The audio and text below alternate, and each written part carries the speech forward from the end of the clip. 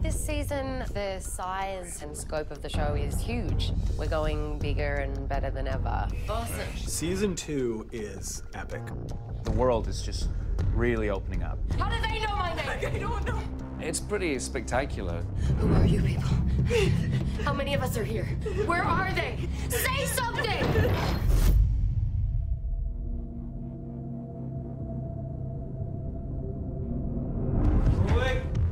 And action!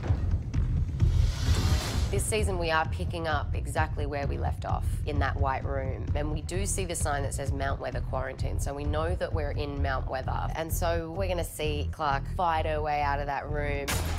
And she's gonna find herself in a situation that she was not expecting. We are taken into this world, and it is surprisingly cultured and refined, and there's art on the walls and there's music playing. And in season 2, we will really dive deeply into Mount Weather and what's happening there and who the mountain men really are. The mountain men are survivors. They managed to get underground before the bombs went off. Mount Weather was a place that they created during the Cold War so that they could have some kind of refuge and preserve the human race in case any kind of nuclear apocalypse. Mount Weather is life. You must locate those supplies immediately. Clarke's initial reaction is to fight against the mountain men for sure, because that's kind of her initial reaction with everyone. But they certainly do try to befriend her and make her feel welcome eventually. And so I think it does confuse her. Where's my friend? He's fine. You don't understand. Okay? Take me to her. Whether or not she tries to adjust, we'll wait and see.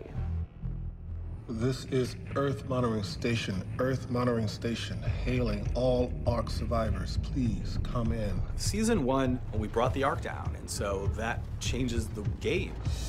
A big part of the story in season 2 is, can they carve out a civilization in this wilderness?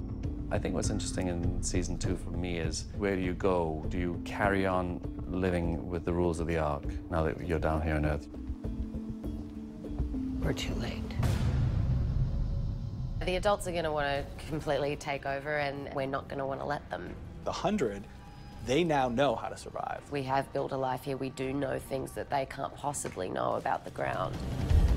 Get out of the water now! They're coming down with all the authority and gunpowder they have, and they don't really get what we've been through. I'm guessing I will have to bring my kids under control. That will be an interesting dynamic. I'm trying to keep us alive, Abby. I swear to God, the more we learn about this place, the less we know. In season 2, I'm excited for fans to see us exploring the worlds that we've only just very lightly touched on. Season 1 was 29 days on the ground. We lived with the 100. We saw only as much of the world as they saw.